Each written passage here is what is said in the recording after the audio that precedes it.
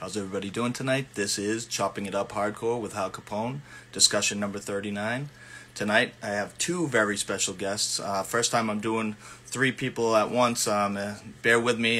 We're going to try to work it out as best we can. This is the first time doing it. But my special guests tonight are Nick Barnett and Matt Driscoll from the amazing California bands Makara and Ruhaeda. Super stoked to talk to those guys. They were in other bands as well. We'll talk about that. I know Matt runs SAF Records. Andy also is a pizza maker, so we'll talk about that too. Super stoked to talk to him. I want to shout out Carrie Joe for hooking me up with Nick and making this happen. Shout out to her. Thank you so much for making this work out. Just waiting on Nick and Matt. Like I said, it'll be three of us, so it's the first time doing this, so I'm going to try my best to figure it out right like that. Hope everybody's been safe. I know mask mandates have been lifted in some states and stuff like that. Let me...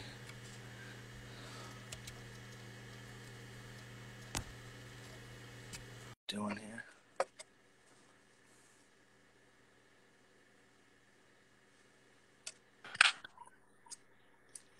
Nick. Hello. Matt, how you guys doing? Good. How are you? Hey. Hey, it worked. Good. It worked. Very nice. This is the first time I've done a three-person talk, so I was worried for a little bit, but that was pretty easy, pretty flawless, yeah. I guess. Good. I want to thank you guys for doing this and taking time out. Super stoked to talk to you guys. And I gave Carrie Joe a shout out for hooking me up with Nick and making this all happen. Yeah, awesome. Very cool. Carrie Joe, yeah. Hi, Carrie. She's there. She said she was working, but she was wondering how she could see it. And after every talk that I do, I usually put it on my IGTV, and then I throw it on YouTube maybe a couple days later. So anybody who wants to watch it, they can either go to my IGTV or go to YouTube in maybe 2-3 days, and it'll be up on there. Cool. So usually when I start the discussion, I just ask, what got you guys into punk and hardcore first? Were you listening to other music before you got into punk and hardcore? I know me and Carrie Joe, we were like metalheads, kind of Metallica, Slayer type people, and then it kind of went to punk and hardcore. How was it for you guys? And whoever wants to go first can take this question. Nick? I grew up listening to a lot of the music in the Bay Area. Matt and I grew up in Northern California, so we had a really awesome option, tons of bands to listen to from the area. Like the Dead Kennedys was a staple for us, being from San Francisco. There's also bands like Metallica, of course. We actually, Matt and I actually ditched April Fool's Day in, what was it, 95? Because the local radio station said that Metallica was going to be playing the parking lot of Tower Records, like close to where we went to high school. And we thought it was like a big, it could happen, it couldn't happen, but we didn't want to miss out. We took that chance. We went out there, and sure enough, there was a giant big rig that was pulled up in the parking lot, and the side of the truck opened up, and there was Metallica after they cut their hair off when they turned into really? No kidding. Yeah, so... Yeah, I mean, like the punk and metal that was in the Bay Area, we were kids, totally was accessible, and it was a huge influence on us. But I think Matt and I both really listened to a lot of hip hop and stuff as kids before getting into punk. And it was my older brother who was an older punker, and Matt's cousin Ian, who was first wave punker, saw like Minor Threat and Dead Kennedys back in the day, like turned us on to so much music when we were young, and it was the right place at the right time. So to really dive deep into that stuff. Yeah. Same here. Yeah, a lot of hip hop in middle school, EPMD, Tribe Called Quest.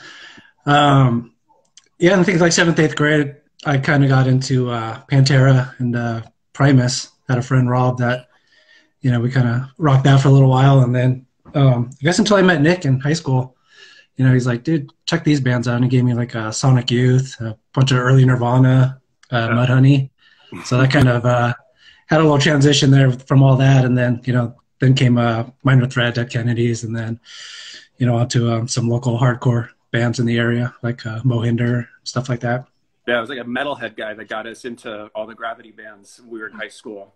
Mm. And he was totally into like Dismember and Incantation and all kinds of really brutal, Carcass. yeah, all kinds of grimy stuff like that. But then he turned us on to Mohinder and Klickitat Katawi and Angel Hair and all that stuff. And that was like really pivotal for us because we were coming from like a very rudimentary 4/4 punk beginning. What we were trying to do, just being kids in an area that was like you either were on a football team or you were getting drunk down at the creek all the time. And we didn't really want to straddle the line in between what that was. So we started making music instead. Mm-hmm. Spoke to us. I hear a lot of people, Nirvana's always kind of like bridging the gap a little bit. I'm older, so like Nirvana really didn't hit for me. I was a little opposite. I was like a metalhead, and then I got into like thrash metal, and then straight up hardcore and punk, and then maybe it was like maybe 1985. I started getting into hip hop, and I really started getting into hip hop. If you guys follow me, I went to a hip hop shows, and I posted all the time. I'm a big hip hop guy still to this day. It's kind of a little different for me getting there, but I got there, and it's awesome that you guys were listening to hip hop back then, though. Oh yeah. We had like Too Short and Digital Underground and all Black the West Coast guys like DOC and NWA, Eazy-E, Ice Cube, all that stuff. It was Second to none. That was the punk. Yeah, that was the punk rock for our era, I guess. That was like the punk for the Gen Xer kids. I was just listening to Compton's Most Wanted today. Actually. Speaking of hip hop, I want to say R.I.P. to Black Rob. Black Rob passed away today. I don't know if you guys know that, but another rapper passed away today, which is it's just sad. So I just want to say R.I.P. to Black Rob. DMX too the other day. I know DMX is crazy. That was. I mean. It's not surprising just his track record because I was hoping he would get, work his addiction out and stuff like that. He was up in New Hampshire actually a couple of years ago at a rehab, and there was a Scarface show in Boston, and him and Swizz Beatz showed up out of the blue. It just like did a couple songs, and I was on my way there, and my buddy bailed on me, and then like I didn't end up going to the show, and then I missed that opportunity to go see him. But I saw him with Jay-Z like a long time ago. But wow, yeah. So with Gravity bands, was that huge for you, or did you guys hear Honeywell before you heard? Because Honeywell was a little bit before the Gravity bands, weren't they? Yeah, it was like right before all that stuff really popped off. But it all kind of flows into the same timeline. I mean that stuff was really popular, and other stuff like Merrill and studies for crucifixion and all that stuff. Like we started to hear a lot of that stuff, and then it all just kind of hit at once, and then it was like the second coming of like SST on the West Coast when Gravity really blew up like that. Yeah, I love Gravity. Starting with like Heroin and Unwound and Antioch Arrow and all that stuff. That was our version of seeing stuff like Black Flag and Minutemen and Saccharine Trust. So it was the next wave, and it was awesome. And were you guys did you guys see all those bands live? No, we really missed the tail end of all that stuff by literally like a month. Yeah. We got into all that stuff through distro mail order, and then we heard of the other bands that were kind of happening at the same time. We got to see Calm right when they started, right after Mohinder broke up, and we saw the bands that those guys did a lot. We saw a lot of Calm and Duster and Jenny Piccolo, and stuff that those four guys made together and independently of one another was really huge and influential on us as well. Now, when did you guys start picking up instruments? Was it after you heard these bands and you wanted to be in bands like that, or were you always like even when you were young, you wanted to play guitar or bass? Like, what was before me? I was kind of and that transition from hip hop to Simon and Garfunkel, all the weird stuff my dad would listen to, Neil Diamond, and I don't know, just I wanted a guitar because it felt challenging. Nothing was really challenging me at the time. School was kind of boring for me, so I got a guitar, and then that kind of defined a whole lot for me to this day, even. Absolutely. And were you guys in like say like garage rock bands before you kind of went into the punk and hardcore stuff? Kind of. We had like a. We cut our teeth on a very basic punk band we first started playing. We composed a song to do like a high school talent show or something, and it was very just very shitty and fast and like 4 chords, and like that was the catalyst for us. Yeah. And it wasn't about being, you know, proficient or technically profound at all. It was just about getting out there and trying to grind it out and make as much of a racket as you could as quickly as possible. Definitely ensued from that day. How did that in turn into Makara? How did Makara start? I was talking to Carrie Jo about it, and I thought you guys kind of got together like late 96. She said you guys might have been together 94, 95. Like, August of 96 we got together. 96? Yeah, August. 96. Because we had just played our old band, George Finkel McGowan, teamed up on a show with Jenny Piccolo. And we, met there and then became friends, I guess, from after that show with the Jenny Piccolo dudes, Chris and James. Just hung out with them from there. And then, I don't know, Nick, I think y'all started playing. I bugged James back into playing drums because he was at a point where I didn't think he wasn't going to really hop on a drum kit for any foreseeable amount of time. And he gave me his phone number on the back of the flyer of that show we played. And I think I called him like every day for like 2 months until he agreed to come hang out and like play. And then when he did, it was like, all right, okay, these guys are able to do this. I mean, they were like in their mid-20s, and Matt was 18, I was 17, and we just were pushing for it because there'd been like a serious lacking of really gnarly music like that in the area for a while, and Jenny Piccolo was really defining themselves at that point too. So it was a happy circumstance that panned out to our advantage, I guess. Yeah. And James had known Carrie for a while. I'm not sure if Carrie was the original plan because we were called Zeus Faber before. We're gonna, and then I think we were jamming a little bit, and then James, I guess, had spoken with Carrie, and then they kind of put that together.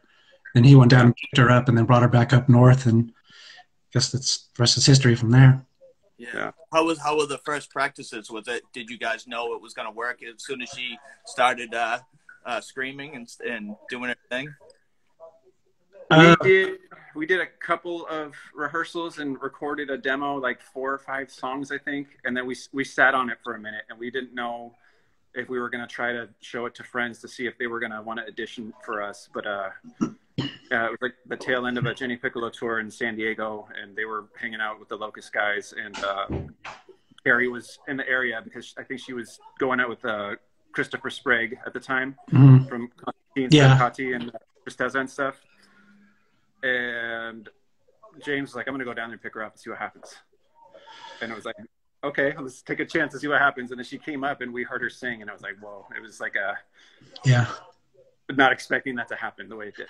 Yeah, no, she has a brutal voice, definitely. I obviously I never saw Makara because you guys only played in California. But when I saw Welcome to Play Gear a couple times, I was blown away. I was like, holy shit. I was like, wow, like blown away when I saw them. So yeah. It was definitely like an ass-kicking moment when it came out like that in a practice. And she was like, this was even before we were asking her to sing through a pedal, right? I mean, it was just her singing through a PA that Matt had. Yeah. And it shredded everything. And I was like, okay, this is a really good idea then. And those 5 songs you recorded was turned out on that 7-inch that came out in 97? 96. All of them. The exception for one of the songs. I think the one song that didn't end up on the 7-inch came out as like a extra song on the discography CD that we put out back in 2001. Yeah, and that has that live radio set as well at the end of it, right? Yeah, that's very scratchy sounding set.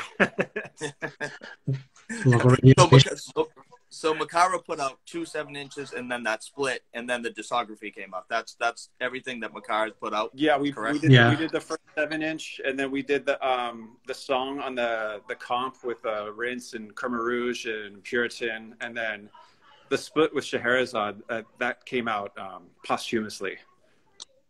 We never got a chance to tour that release, and basically James and Chris got the records and took them on the road with Jenny Piccolo because we weren't a functioning unit by that time. And then that 7-inch that came out of Level Plane, that was just the instrumental demos of stuff that ended up we track given to Carrie to actually put vocals on so many years after the fact. Put that Frankenstein that together and put it on the discography. Yeah.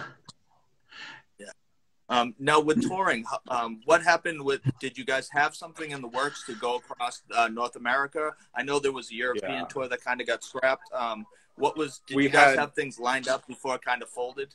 Mm-hmm. We did. We had everything lined up and ready to go before the first time that we kind of had to hit the brakes on everything.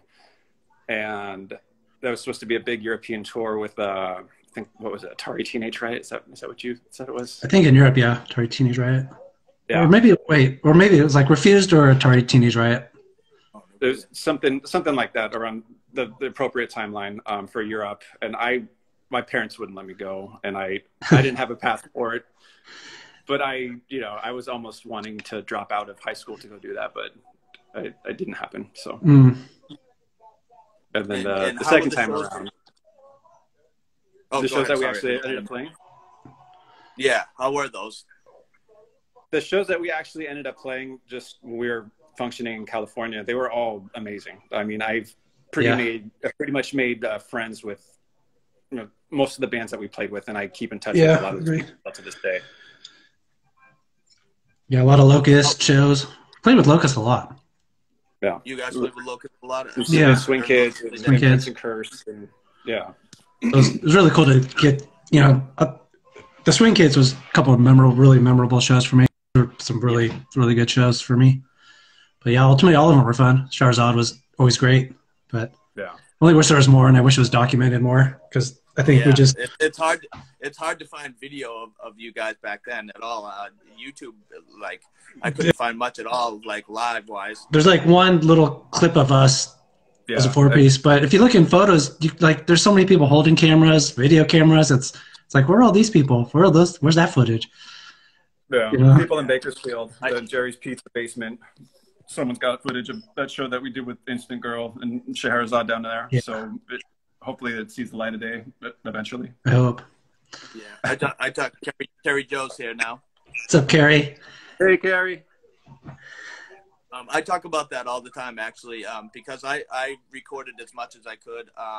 I was probably 75% with my camera and 25% not with my camera. So I saw people recording all the time and taking pictures, and I try to put out as much as I can. I know it's a pain in the ass because I had 8mm cassettes, and trying to transfer those onto something that's like, you can put on YouTube or a flash drive or something like that is a pain in the ass. And it's costly if you don't have the equipment too. If you go to a store and try to get them to do it, it's like 5 tapes for me was like $100. So, and I have like 40 8mm tapes. So it started getting costly, but I try to put it out as much as possible. And it pisses me off that a lot of people have video cameras and stuff, and that it's just sitting on it. Yeah. Basement, and then nobody's seeing it, so I try to put out as much as I can. I just got a video converter off Amazon. I just converted about 100 tapes over this last year. I've been sitting on these tapes forever, and I guess during COVID, I just finally had the time to really dig through these boxes. So I just buckled down and digitized all of them, put them up on the People Series YouTube channel. It's pretty much. I've watched a lot of those. It's amazing shows like Blood Brothers, and I was talking to Jordan and watching those before I was talking to him. I got to see Blood Brothers once up in New England, but I'm sure you guys saw them a bunch of times. Yeah, great band. So when Makara kind of ended, how did Ruhaeda get into the fold? Like, how did you guys work that out? Years. We basically kind of took a break from playing music for like almost a year after Makara imploded, and both Matt and I were pursuing stuff, going to art school, and Matt was way more disciplined and focused than I was, and I was still itching to get back into playing and performing again. So we were asked to join another band with people that were in the area close to where Matt lived in Santa Cruz at the time. And one of the people in the band was the first bass player for Yaphet Kotto. And when we started Ruhaeda initially, it was me and Matt on guitar, Pat Crowley on bass, this guy Nick who sang, and this incredible drummer Moses Sarney, who's also been Look Back and Laugh, California Love, Mutilated Tongue. I think he's in another band called Planet on a Chain right now. They're just phenomenal. Yeah, just an amazing, great guy too. Love Moses. Yeah, an amazing artist, an amazing tattoo artist as well. Just good human. Period. And we did a couple of rehearsals out in Oakland, and wrote, I don't know, 3 or 4 songs, maybe 5. Yeah, like 5 or something. And the chemistry was a bit hard to get everything going with this new band that we were trying to do initially. And we had like 5 rehearsals, and we did 1 show with this lineup, which I think Matt has posted up on his video channel as well. Yeah. It was our first show along with the Anasazi's first show. So it was kind of like a weird, like rivalry almost type face-off thing. Like our new bands, like having the first show together, we're going to see what's going to happen. Yeah. And it was perceived as that by a couple of people, but looking back at it, it's like, who gives a shit? It's like, you know, we're trying to do things outside of one another and do different directions in what we were trying to write. And, you know, we totally split off into 2 different sections, and they got way more crusty and grind and gnarly. And we tried to really tighten it up and become more proficient in what we were doing, and trying to cut out more of the noise and just making it more dynamic, like on off, you know, tight. Yeah. And that was our initial approach to trying to do it with that lineup. But the first attempt at it was not successful. So it kind of took the back seat for another couple months. And then Matt and I got together again, and we asked Jay to play with us, because we were just going to do it as 2 guitars and drums and see how that was going to work out. Yeah. And then we found out that Jay's brother Dwayne also played guitar. So I find it easier to switch back into my previous bass duties and let the real guitar players do the work. So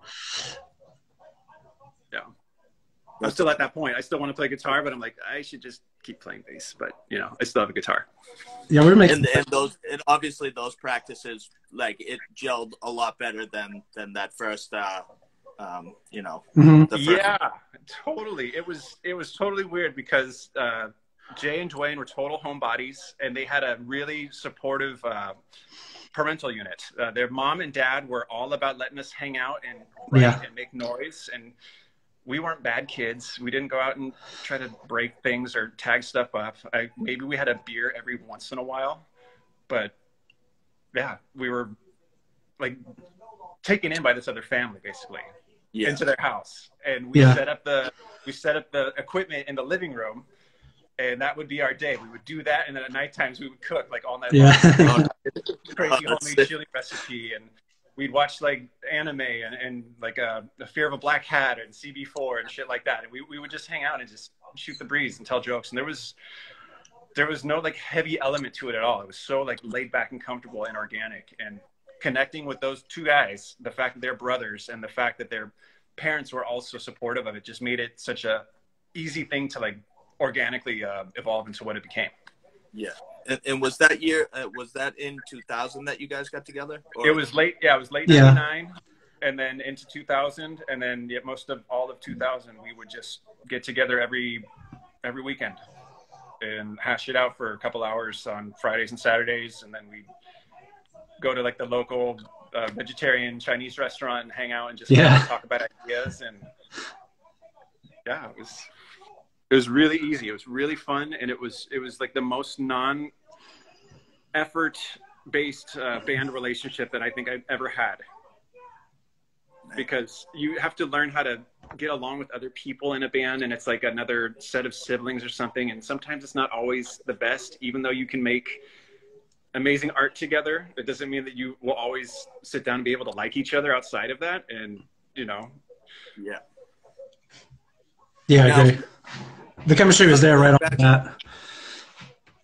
Going back to Makara, with the Antique Dream 7-inch, Level Plane, obviously you guys got approached by Level Plane, or you approached them, and then they put out the self-titled Ruhaeda CD. Was that because that you guys knew them from doing the 7-inch already with Makara? Yeah, Matt had the contacts with Greg or Billy, and I think that he was in touch with them and kind of lined everything up in that regard. Yeah, it's Greg. He's pretty excited to do something with Makara, and I said, this is pretty much all we have, and he was up for doing an instrumental 7-inch. So kind of just made that happen. Yeah. And then he must have been pumped when you guys, introduced him to Ruhaeda, because the self-titled album is fucking great. I love that album. And Level Plane also had heavy hitters at that time. Like Level Plane put out everybody's stuff at that time. So you guys must have been excited about that as well.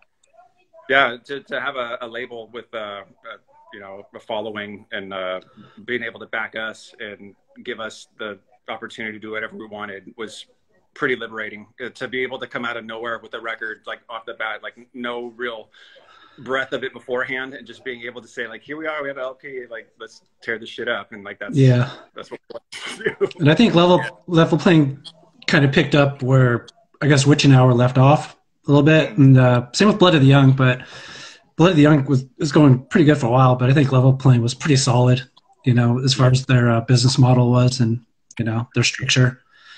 Yeah. So I think them and Robotic Empire at that time were starting to rise up at that point. What was Electric Human Project? Oh, Electric Human Project. Yeah, that was going good too. Yeah, we spent time with all those guys. Yeah, they were actually both Mike, Electric Human Project, and Andy Robotic Empire. It used to be Robodog, right? Yeah.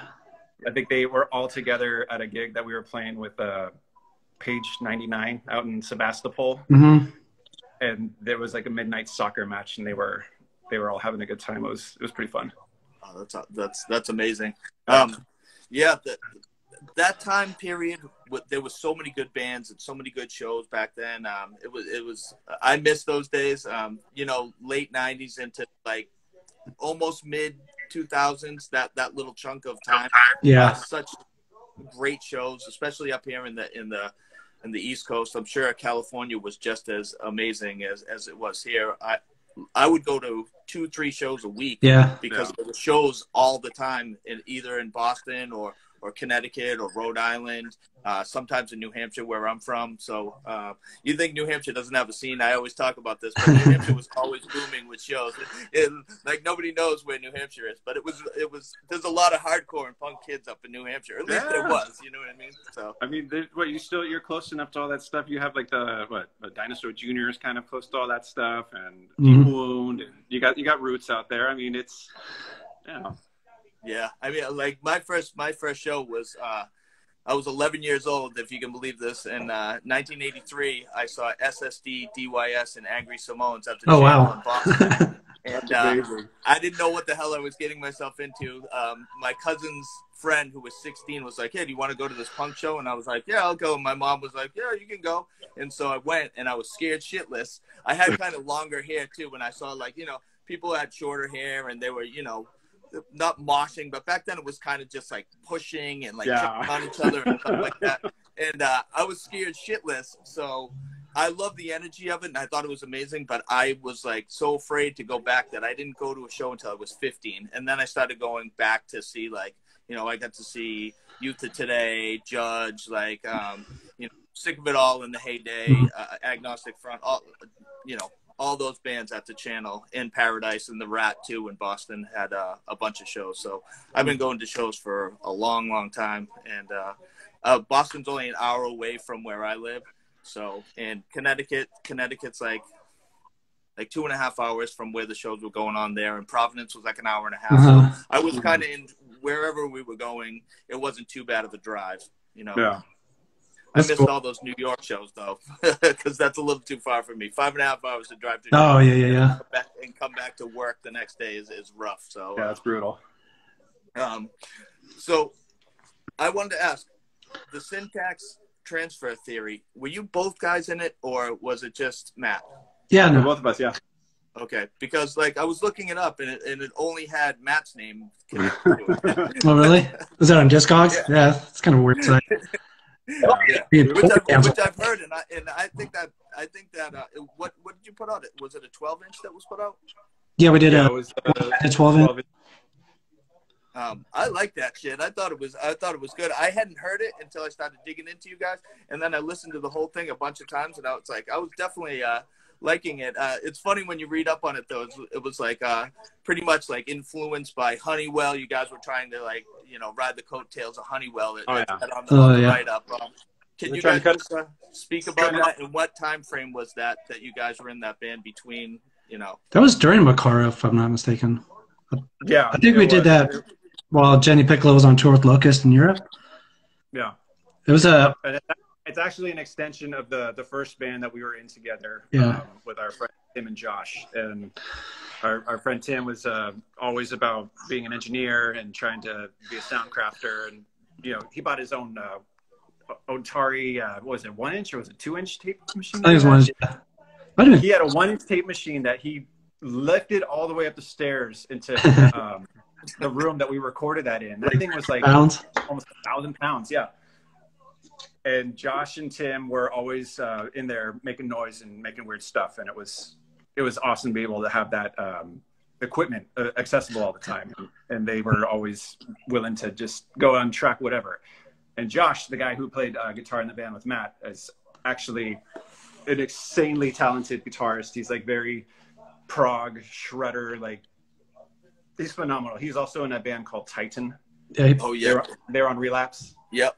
And he's in a band with Scott Batiste right now, who's also Saviors. And he was in Yaphet Kotto too. And they're doing like a very crust metal type thing that's about to pop off soon. So I can't wait until that actually comes out. We played bass in the Anasazi too. Yeah, he played bass in that. Oh, no kidding. Yeah, it was like very incestuous, like the connection between the bands and all that stuff and how everything. As it is with anything, I think that's related to punk or hardcore. It's like there's always 6 degrees of separation that kind of links everyone together. Mm-hmm. It's funny you mentioned Discogs. I've been on such a Discogs kick lately. Like I can't stop buying shit on there. Like literally. I like got rid of all my vinyl, and I still don't have a record player, so I'm like just getting CDs because I like sold all my CDs too. So I probably have maybe 60 CDs left from like back in the day. But everything that I had sold, I'm just buying all back now. So same. I can't stay away from that website. It's I know it's dangerous. Yeah, it's dangerous. Is band to band? Is that still a website? Remember they kind of linked the band family trees together? Oh yeah, kind of remember that thing. I've heard of it, but I don't know if it's still like if you go to like band to band and then type in like Makara, and then it trickles down the whole lineage of tree thing. Yeah. Discogs is pretty good for that, but they mess up a lot too. It seems like with Yeah, I've tried to edit some Discog and you'll look up.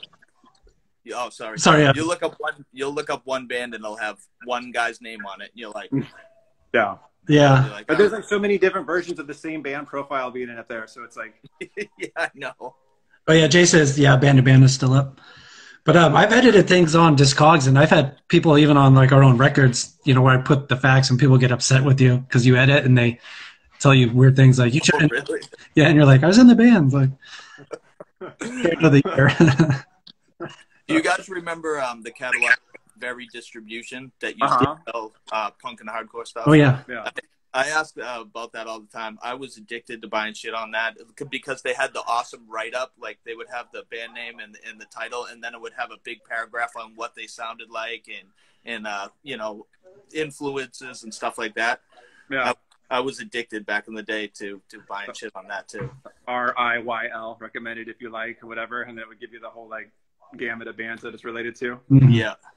We had what do we have out here? We had Tum Yeto distro, and that was handled by this guy Mark Waters, who was an amazing live band and skate photographer guy who recently passed from COVID. And his distro was the one that was like Barry to you. It was like the same thing to us. So we would get stuff for like Goldenrod, and that's how we discovered a lot of the stuff from Percussion and Gravity and Unleaded and all the labels that really fed us the bread that kept us interested in going. Yeah. Ebullition was a big one too, if I remember. Yeah, definitely. Yeah, Ebullition. And K was like a giant distro, like more so than the label back in the day. I mean, K Distro, the first Locust 7-inch, you see their sticker on the back of there. That's it's a weird connection, but it's still there. Yeah, I don't think I ever saw that up in the East Coast. Oh yeah. No, Ebullition would have catalogs and stuff like that, but yeah, I never heard of K. Yeah, the Goldenrod Cambiado. Yeah, I think that was basically just in the West Coast. West Coast, yeah. And then Sonny from GSL, he ran Bottleneck, and that was a really big. Yeah, that's pretty big for a while too. Speaking of Ruhaeda, I wanted to talk about the tour that you guys did across North America. I know you guys toured with the Now and Neil Perry, which was probably fucking amazing.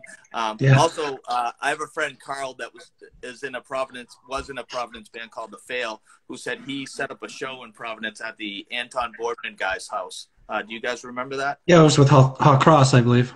Yeah, it was with Hot Cross, yeah.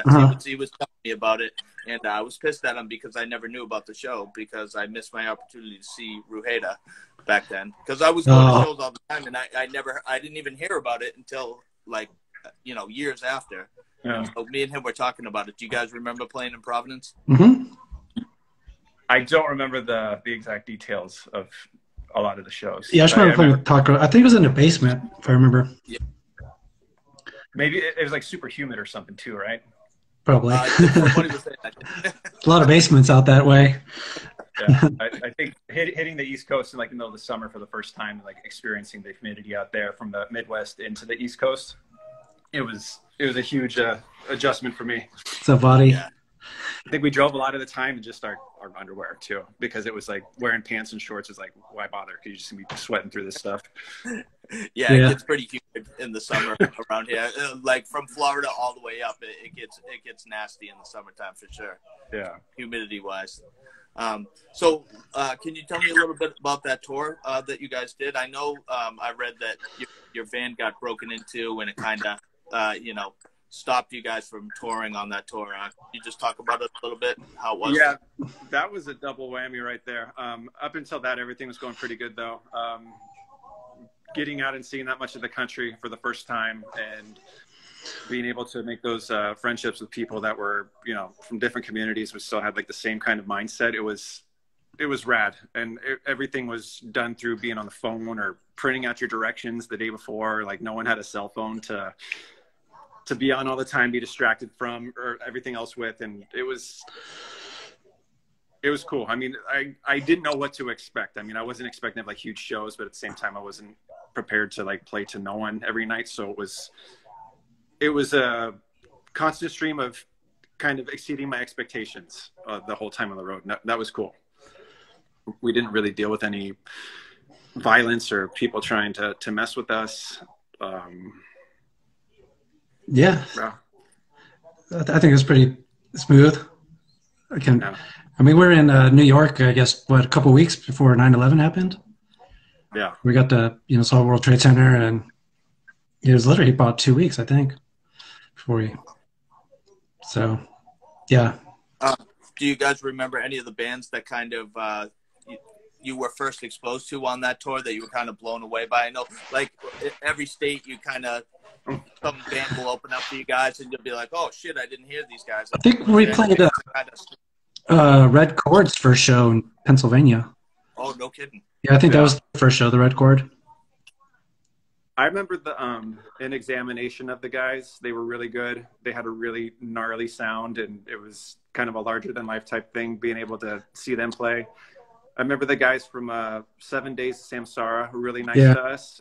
We had like a pretty awesome camaraderie with them. Or Stella Ford, I think, too. Or Stella Ford, they were really nice too. The Vita Blue guys before they turned into 10 Grand. Yeah. Mm-hmm.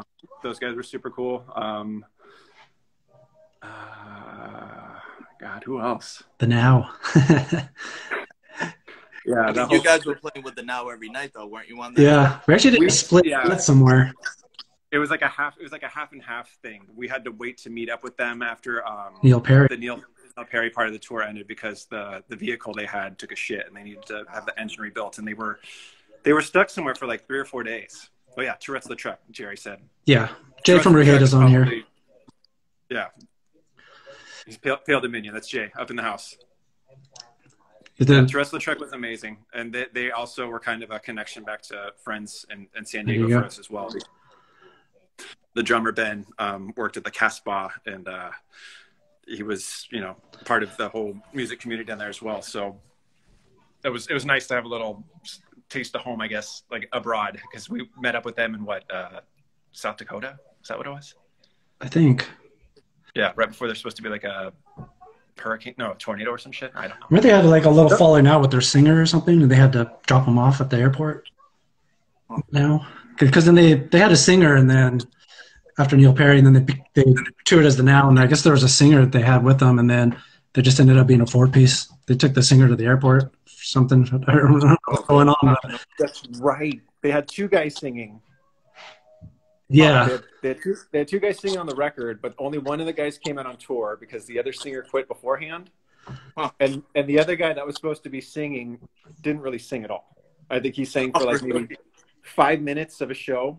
And then the rest of the shows that I saw him at, he was just sitting there, like just chilling. And yeah. His name was like Derek or something. Oh, that's great. I think they were better because, you know, Josh and I think Chris took over vocals.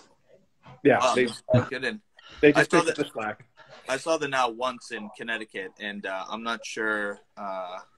It was just one singer the whole time doing it, and I mean he sang the whole time, so I'm not sure if it was. It's probably the guy that's actually on the record. Yeah, I think it was. I think it was actually. And then I only got to see Neil Perry once, also. So just lucky enough to see some of those bands is amazing to say. Like I said, I saw Seisha once. There was so many bands that I didn't see that I wanted to see. The Race Band was one of the bands that I was dying to see that I never got to see. I'm a huge 400 Years guy. I never got to see them play. So if I could see it back then, I would have gone to every single show I knew of. But I was young, and sometimes you can't get there. And living in New Hampshire, it's kind of rough, you know. So yeah. I think Makara played with 400 Years once, didn't? Oh, I don't know. I think they were on tour with like Sleep Time Trio or something, and they played an off show with us or something. Maybe one of those Huntington Beach gigs back in the day. I don't know. See, that show right there would be a good person with video camera to come out of the woodworks and put that video out. They're definitely anybody that's watching that has that on tape.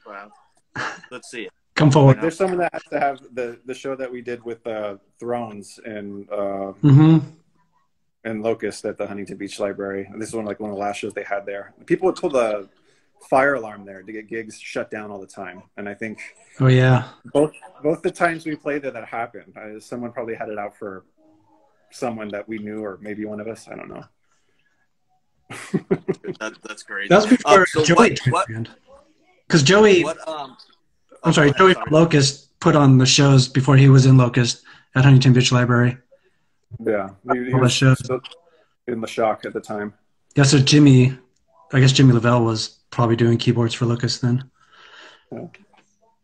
Now, what was the Locust House? Was that a different spot that shows were going on? Because I see that Matt has some videos from the Locust House, and I know he videotapes as well as I do, and takes pictures as well. There's some awesome pictures that you've taken. Is that the same spot, or was that a totally different spot? That's a house in San Diego and Golden Hill, and that's the house that basically they ran 31G, GSL, and Youth Attack out of all kind of at one point in time. And they had shows there occasionally, but that one show they had at the end was like the mother of all shows to end whatever they were having there, because they were going to get evicted.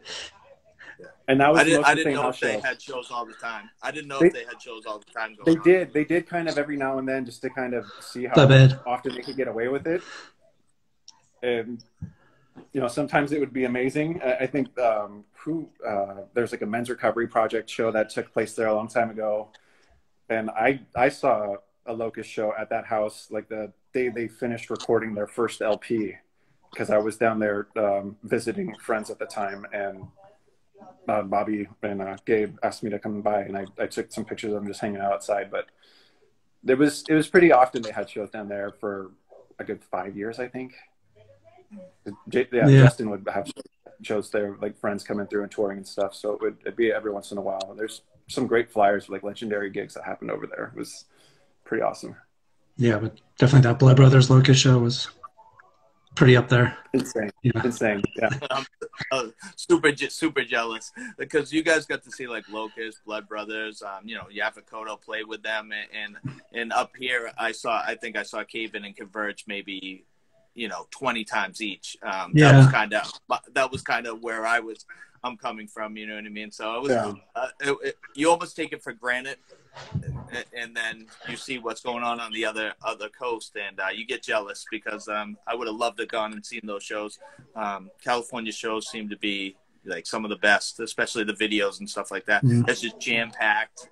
Yeah, it's really weird. There's not like a set genre that defines a gig. It's like you could have like a total hippie crust punk band play with like the most sassy, stylish group of dudes in the same bill, and like it's like no one really cares, and there's no like scene points or politics that are being brought up. Everyone just wants to go there to hear the music, which is great. There needs to be more of that.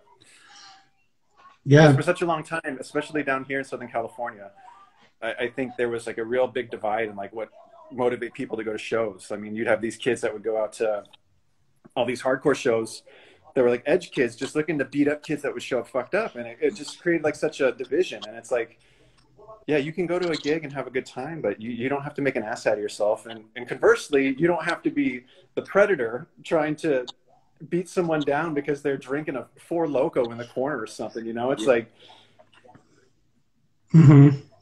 yeah, there's a lot of good venues that will not really cater to one specific group of people or genre. And, you know, that's what makes the most enjoyable and memorable gigs, I think.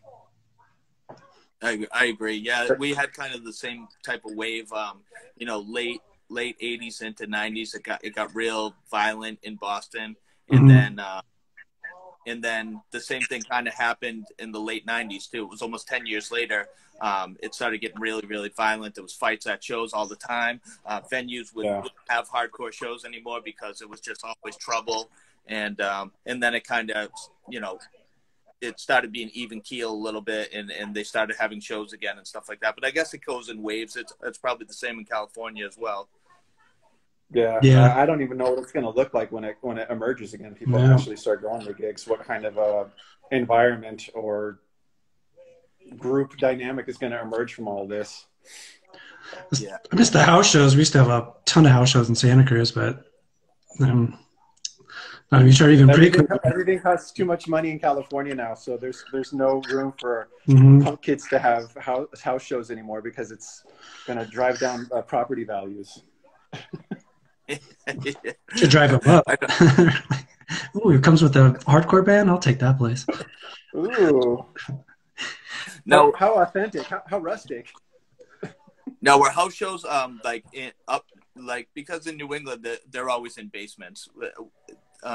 Was it the same there, or was it kind of in a living room type of atmosphere? More like the living room here. Yeah, weirdly enough, there was a house in Santa Cruz that had a basement. Yeah, Third Street house. Prolific for having the basement shows, and they lined the walls with all these used mattresses. Yeah, you know, but yeah, you could see amazing bands in places like that. We go see like Jenny Piccolo, Nuzzle. Who else would come through? Like I saw the one. Yeah, I saw Jenny Piccolo, Locust, and Charles Bronson one show. Wow. And Hickey. Yeah. Oh, now were the mattresses to snuff the sound out? So yeah. Yeah, and also like absorbers of all the human humidity were just retained in there, just like so gnarly and musty. All 20 kids. You can imagine. Oh yeah. That's actually a good idea. I've been to a bunch of basement shows, and I've never seen mattresses lining the place. It's actually a good idea.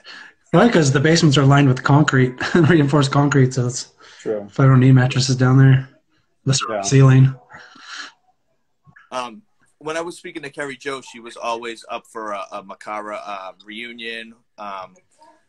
What's your guys' take on Makara or Ruhaeda now? Like, you guys working on something new? Like, what's going on for new music for you guys right now?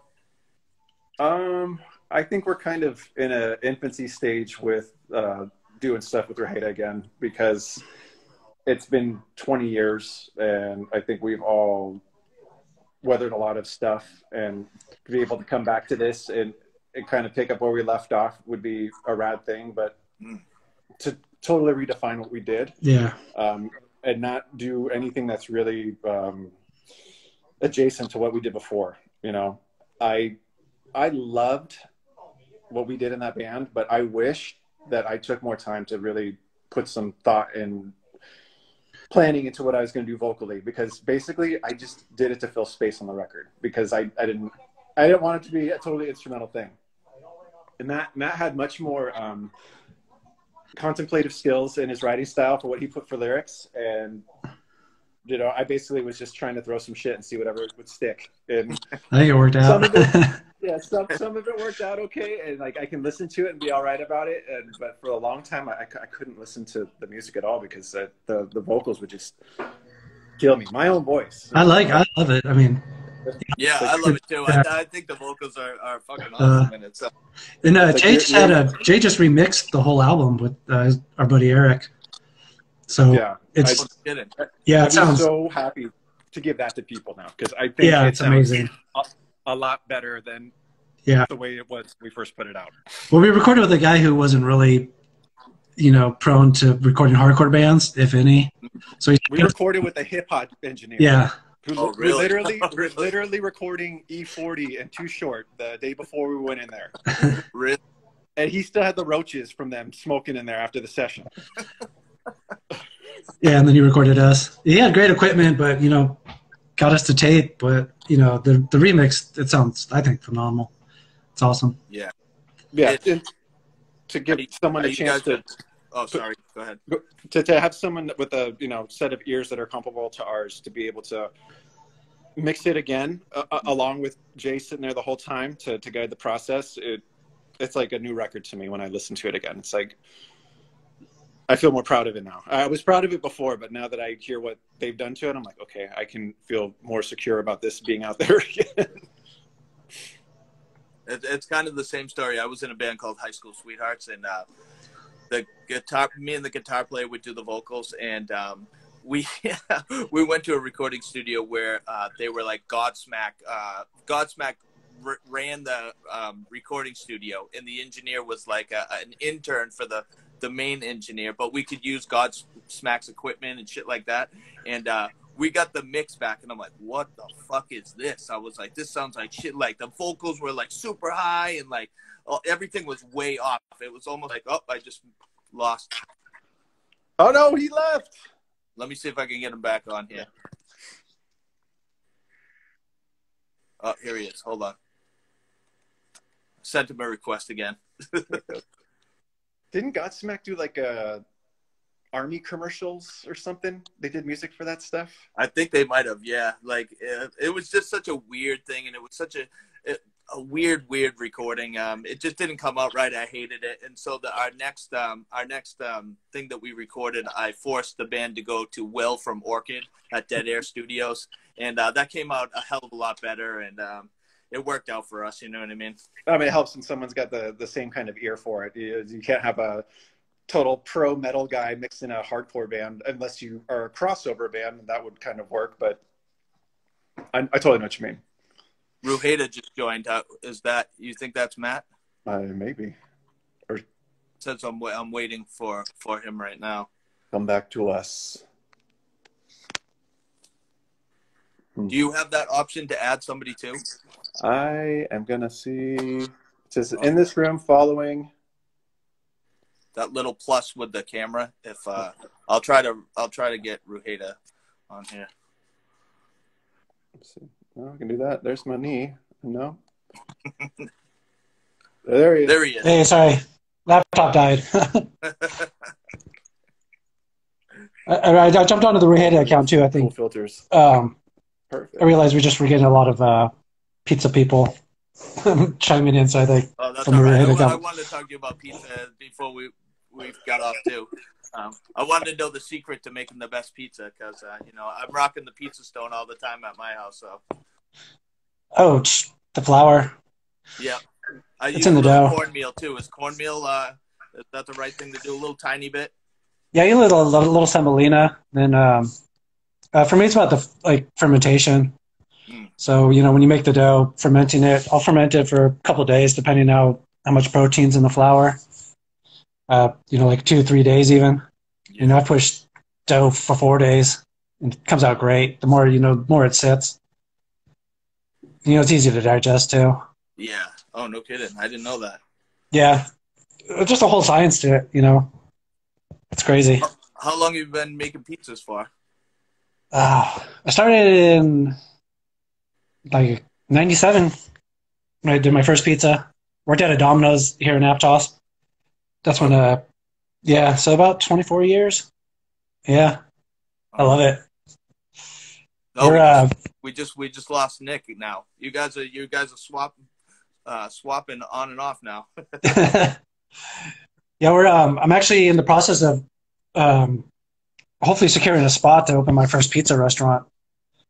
So Oh, no. that's where I'm at with my career. And, I Yeah. still love the music, but, um, right now pizza's the kind of my focus. Yeah, yeah, definitely. I see the pizza pictures all the time, and I'm like, damn, because I, Yeah. I I make pizza for my kids and my wife, and obviously I'm not a professional like you, but I try to see what you got going on for sure, and Oh yeah. the toppings and stuff. I love spinning it too. I used to compete in like it's called dough acrobatics. Mm. You kind of take hand tossing to a whole new level. So I'm on the YouTube channel. I just spin the dough like crazy, like Uh, shoulder rolls, like over my shoulder, under my legs, oh, like no kidding! Oh, that's awesome. yeah, bunch of cool stuff. That's awesome. Yeah. Uh, be while you're doing pizza, and are you still running SAF records as well?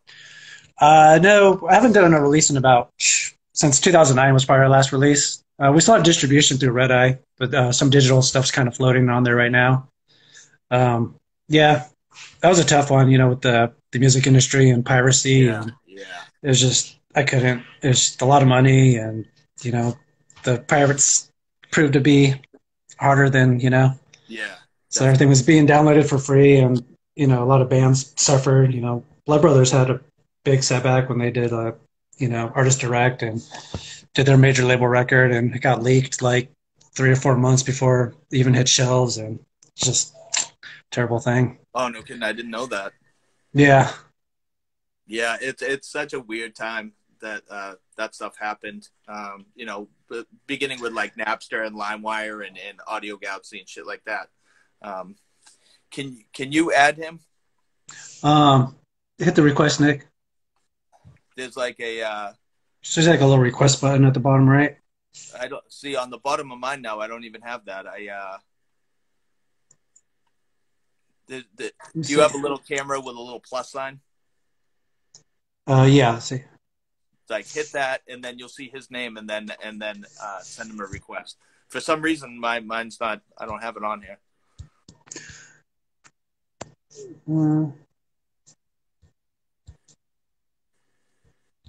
That's not letting me click it. I have the little camera with the plus, but Yeah, I don't even have that right now. Hold on, let me see.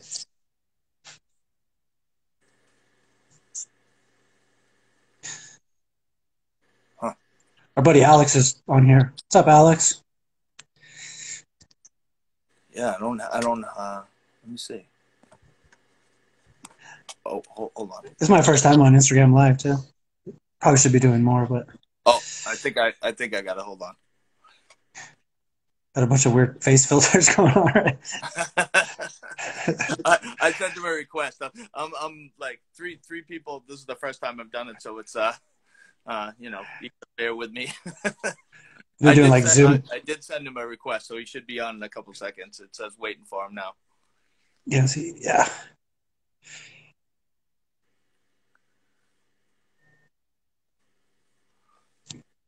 Our buddy Alex from high school used to go to a bunch of our shows. I wanted to ask you too. Who came up with the name Ruhaeda? I think I did.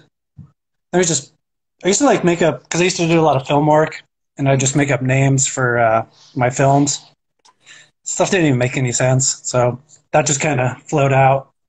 And like I said, it turns out that it's a first name for some people. Oh, no kidding. Yeah, so I thought they just totally made up out of nowhere. Yeah, I always wanted to. It says he's unable to join. Let me try again. Let me try again, Nick. We're Yeah, I wish trying to it probably had some start. more sentimental value to the naming of it, but All right, I'm trying again. Let's see. I don't know. It must be something on his end. But let's see. well, speaking about the album that got mastered again, are you guys gonna put that out on something like maybe Spotify or Bandcamp or something? We're talking with if you're our friend David runs Zegma Beach Records. Oh yeah, yeah. Yeah, so we're talking about doing a cassette with it, but I think we're also talking about doing a 12-inch with it too, probably like a one-sided. Yeah. And it's probably just going to be just that recording, so we're going to keep some material off the 12-inch version. Yeah. And then yeah, it sounds really good. I kind of wish that's how it got put out back in the day, but I mean. Now, is it going to be on any digital formats? Yeah, I think we're talking about distributing it through SAF because I still have Red Eye distribution. Yeah. So they can get it to like pretty much all digital storefronts. I think we're going to talk in the next couple of weeks of everything we want to do with it. But I'd like to do a 12-inch personally. Yeah. And, the tape's cool. David's a cool guy. So. Will the artwork kind of be the same, or are you guys going to try to do something different with it? I think we might change it up. Maybe do a die cut something or other, but yeah. I'm pretty excited. I think it sounds really good. Yeah. I can't wait to hear it. I'm gonna try Nick one more time. All right. I don't know. It's saying he's unable to join. Nick, I'm trying. Is he still on? He's still on here, but it's just saying waiting for him. Maybe you on your end, maybe you can try to get him to join again. Let me see. Just saying he's unable to join. It's probably fucking Instagram. Yeah, it's weird. Let me see. Hold on real quick.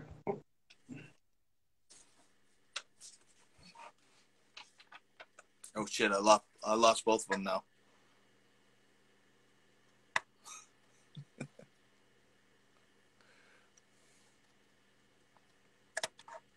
Hold on.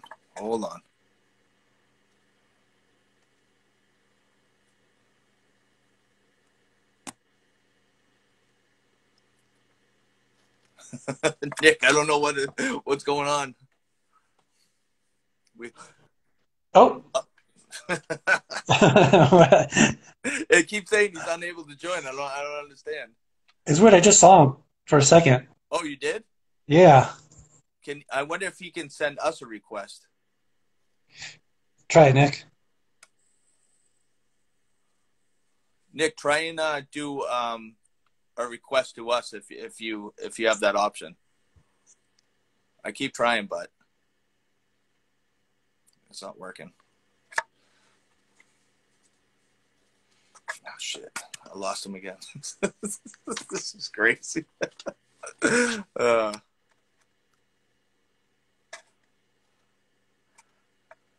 Now I'm just talking to myself. Let's see here. Hold on.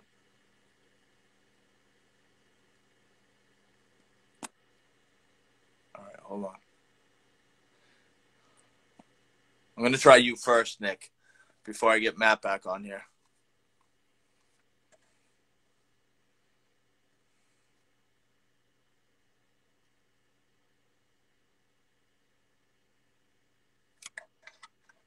You seeing anything on your end?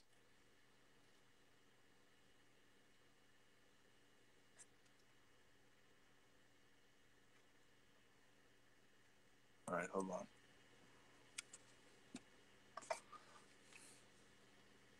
You keep saying you're unable to join. I don't know what the fuck's going on. Oh, I got mad again. I can't get him on here. It just says unable to join. I don't know what the hell's going on. Nick, maybe close your app on Instagram and try and get back in on that like that. Yeah, that might work definitely. Just close the whole app down. So doing new music with Ruhaeda, how's that going right now? What's the writing process for you guys? Are you still in infancy, like working Oh on that right yeah, now? yeah. It's talk right now Yeah, more than and anything. it will be all the original members, the four you guys. Yeah. Uh huh. Nah, I just got a new guitar. Got a new guild. Haven't had a new guitar in forever. Got a bunch of new pedals. Gonna start writing here soon. Yeah, Been so busy with pizza and the pizza industry and and pretty much COVID happened, so kind of uh, opened a lot of doors to nostalgia, I guess. yeah, definitely. Well, I mean, Jerome's Dream did it, and then look at, I mean, that was just a success for what they did. They put out that new album and they toured, and I love that new shit. And now hmm Jeff's screaming again too, which I like the other stuff too, but he's gone back to screaming because they kind of remixed those songs from the last album, and he put screaming parts to them, which is really good too. Um, Yeah, that's cool. I got to see them when they came back in 2019, and it was great to see them again. So I'm always excited when an older band gets back together again, especially if they're like putting new songs out and doing something different. It's always refreshing to Oh yeah, refreshing definitely. news for me. Yeah, definitely. Yeah, I think we're gonna. I don't think we're gonna. I don't even know if we'll sound like the same band. I Mm, know I'm not gonna be screaming. I'm not. I don't think Nick's gonna be screaming. So, be interesting to see how it develops and where it goes. yeah. But Uh, definitely heavy. I think it's gonna be very heavy. So how do you think the vocals will be? Almost like a daughters ish type of like. I don't know. I was gonna. Nick could probably chime in more, but I was kind of picturing like, yeah, no more screams. Kind of maybe like neurosis, maybe. Oh, no kidding.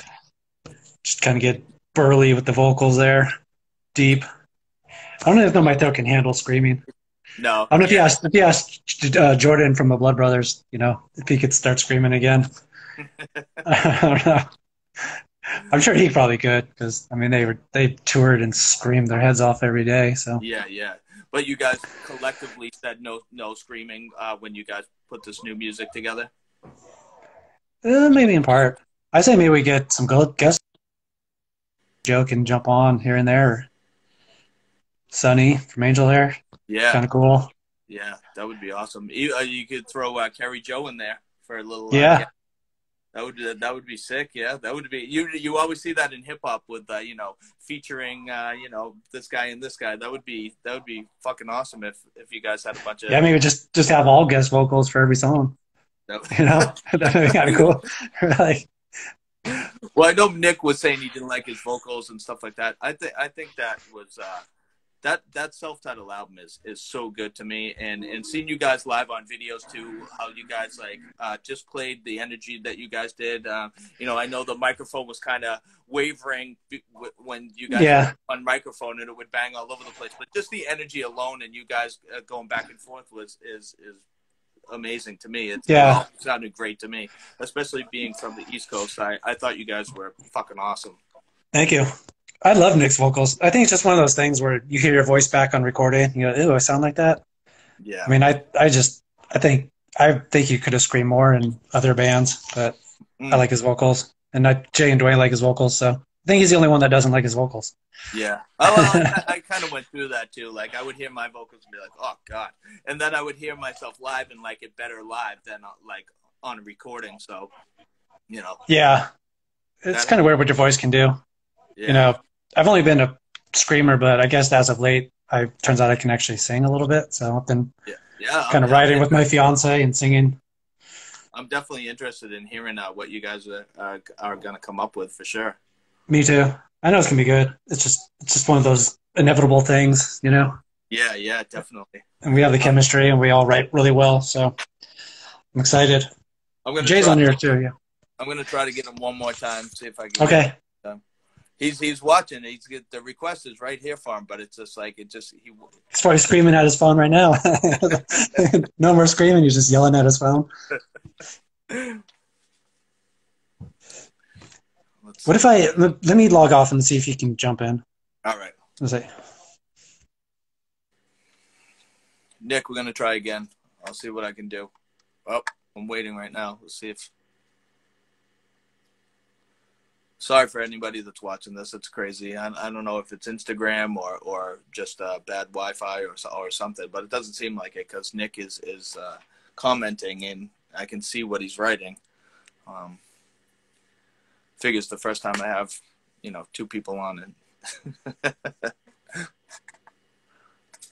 Let me see. Yeah, I don't know, Nick. On your end, it's just crazy. I don't know why it's not working. It's right now. Mine says waiting for Nick Barnett to. Yeah, now it's saying unable to join. Excuse me.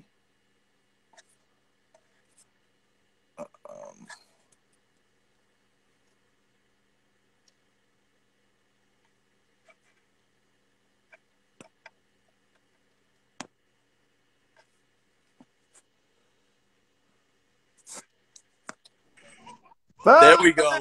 Yeah. Holy shit. Technology prevails. I get the try. You get the thing. Your request was not sent. I was like, what the fuck am I doing wrong here?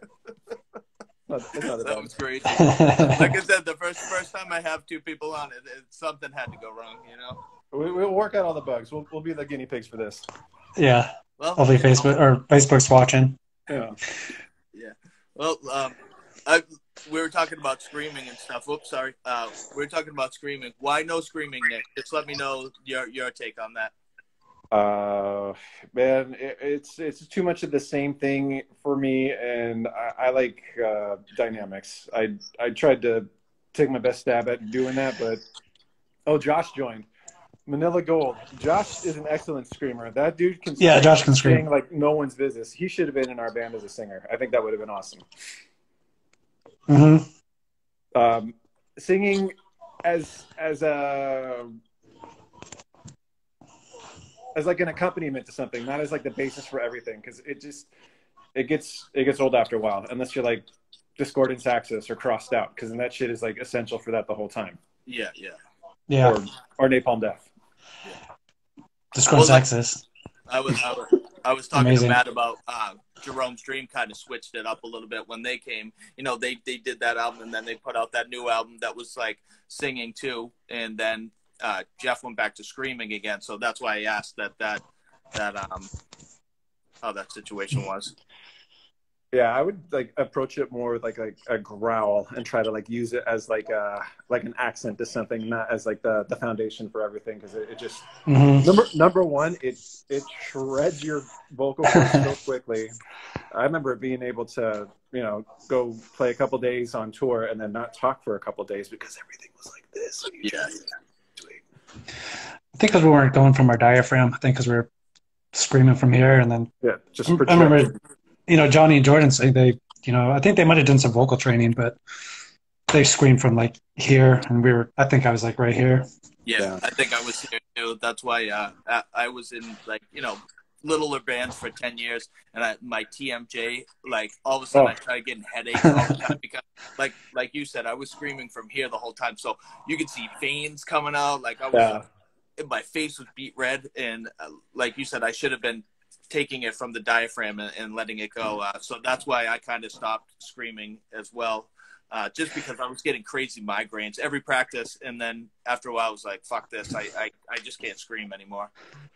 I think our music was, Carrie's probably more refined, but I think Ruhaeda was just so chaotic that I didn't really think about my vocals. You just kind of screamed and flailed the guitar around, and it all just kind of came out the way it did. Built some space. Very organic. Me and Matt were talking about guest vocals on if Ruhaeda put out some new songs. What's your take on that? If you had some guest vocals like in hip hop, where they're like featuring. Oh my god! They said Carrie and Sonny. That'd be hilarious. I think that would be the first I'd ever seen of a punk hardcore band actually having features like hip hop acts do. Yeah, we could call the album No Vocalist. No use for a vocalist. Yeah, no vocals. or just feature or yeah, the whole. I think the whole record. I think it'd be good to get Carrie on something. Yeah, her voice is amazing, and it's a tool that needs to be in use right now, especially with the state of the world. I think she could add a good punctuation, everything with that. Yeah, she's definitely up for it too. When I talked to her, she was definitely down for doing new music. I know she recorded something down in, I don't know if it was New Mexico that she recorded something. She said she was in like a quick band and she did a recording and then she lost the recording. Did you guys hear any of that? No, she said it was like some stony band she was in for a minute with a bunch of Hessians, but Carrie needs to be like in a black metal band. She needs to like don the corpse paint and like just go full bore for it. She could do something like Mayhem or Emperor or something and just fucking rip on it because she's got that. Yeah, she's got the projection for it. Yeah, I did a 7-inch for her band, Welcome to Plague Year, and it was awesome. Yeah, like I said, her vocals in that are insane. Her and Larry's vocals, like dueling vocals, so sick in that. Really, really good. Yeah, they were really good to see live too. I saw them a couple of times down when I was living in San Diego, and just a nice group of people, and it was awesome to see them. They put on a good show. Now, if Ruhaeda, started working on new songs and stuff, and there was a mini tour that was going on, are you guys up for a mini tour? I know you have the pizza thing going. Nick, I don't know if you're ready for tour. It kind of goes to the same. I would do it under the pretense of like doing festivals or something like that, to get the most out of the experience and not just do something on a small scale, because I feel like it's something that people have, like a whole generation of kids has passed since we put out our last record, and I think it would yield itself to be a good thing to see in a venue with a proper sound system and the right kind of setup like that, because we did it from the ground up. I mean, we're total like roots, like DIY to the most extreme aspect of everything we were doing, making our own merch and carting ourselves around in the Astro van with the little U-Haul trailer, like we definitely, I think we paid our dues. So if there is a next round of live performances, like that's what I want to shoot for, like the bigger annual events that we could make an impact in, and not just hey, we're a bunch of dudes that are in their 40s, haven't played a show since we were in our 20s, and see if anyone's interested. It's like we have enough people to align ourselves with, I think, to get in a situation where we'd be able to play shows like that now. Yeah, which is what I want. I mean, I couldn't picture myself being this age trying to hoof it again in a van and like sleep on floors and couches and shit. So if anyone that we know, the people that are running festivals that are cool and big and stuff, we might be able to do that. I haven't played a show since Ruhaeda.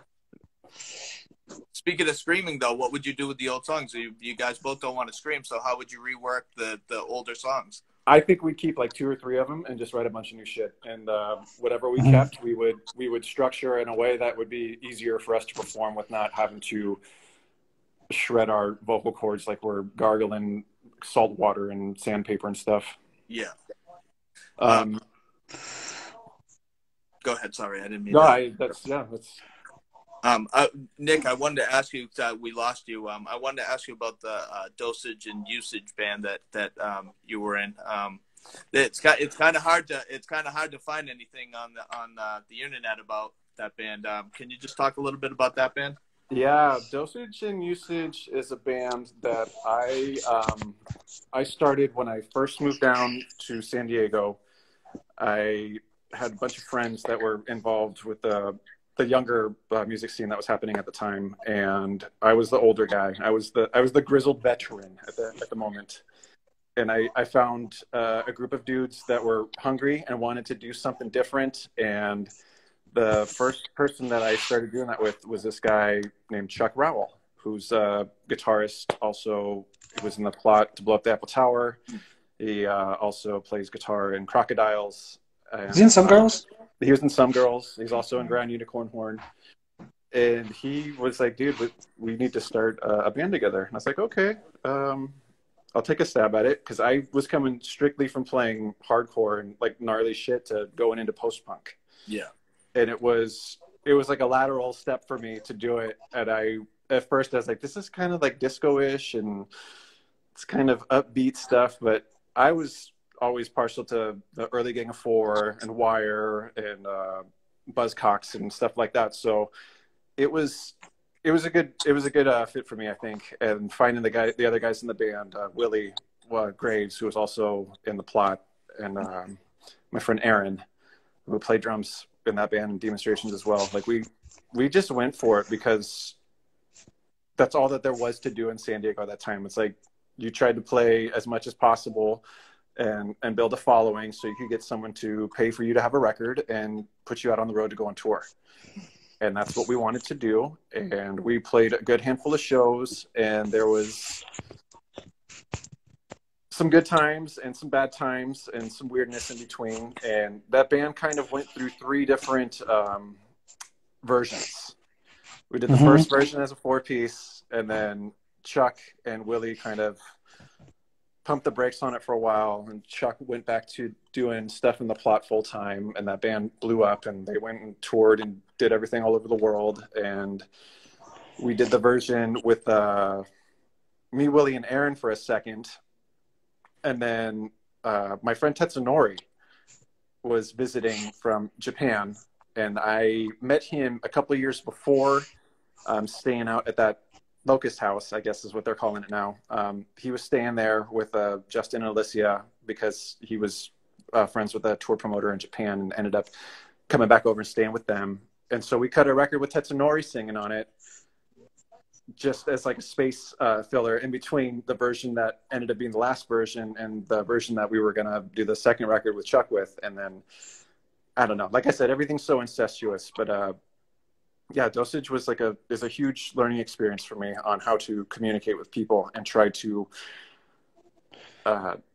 keep other people's sensitivities in mind about stuff, because I came from a spot beforehand where it wasn't really an issue to a point where it was like a big deal, like trying to really walk on eggshells about things all the time. And then I was trying to drive the boat in that band most of the time to keep things together. And then, you know, as most bands do, don't last forever. That band fell apart, and I was kind of left holding the pieces for a while. And then, lo and behold, I see Tetsunori again, the second time, like 5 years after I first met him, at a birthday party for our friend Alicia. And Justin Pearson was like, "Hey, dude, this guy wants to start a band. You should go ask him to do something." And so I basically asked Tetsunori to start a band, and we started Demonstrations, just the 2 of us. And then Willie and Aaron were still playing together in a band called Schoolboys, and that fell apart. And then Aaron asked to come play with us again, me and Tetsunori. And I said, yeah. And then we did it. And then we made a bunch of weird art damaged. I don't even know what the hell to call it. It's great. Yeah, Demonstration is a total different animal than anything else I've ever been involved in. And that was like the most challenging and fulfilling thing that like since.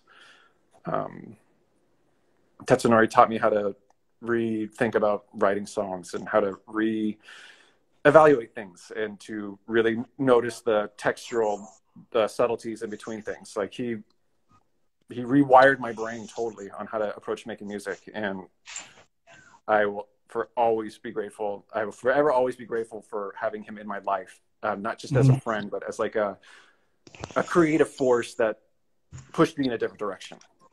It's like one of the bands where, you know, augmented chords and diminished chords actually work really well. Because not a lot of people. Tetsunori also tunes the cue, so a lot of people don't implement those kind of chords, but he seemed to be like all about augmentation and, you know, those diminished chords, and totally made him work.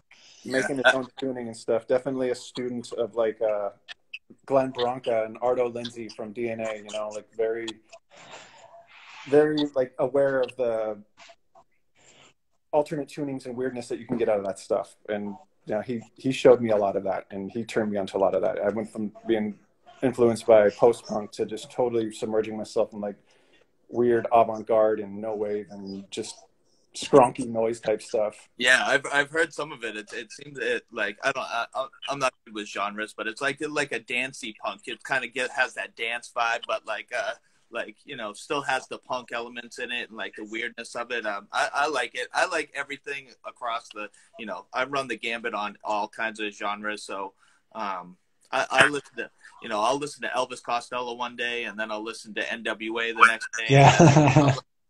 Then I'm listening to any hardcore that's out there. I was a big metalcore guy before I kind of got what, I hate this term screamo, and now it's called scrams, which is fucking retarded. Yeah. I mean, yeah, all the names for this genre, I don't get it. We existed in a time where it was like an insult to be called an emo band, period. And I thought James came up with the word emo, to be honest, in Makara. I had never heard the term, and he kept saying it, and I totally thought he made that term up. The whole like emotional hardcore, like whatever type of tag they tried to put on it, it's like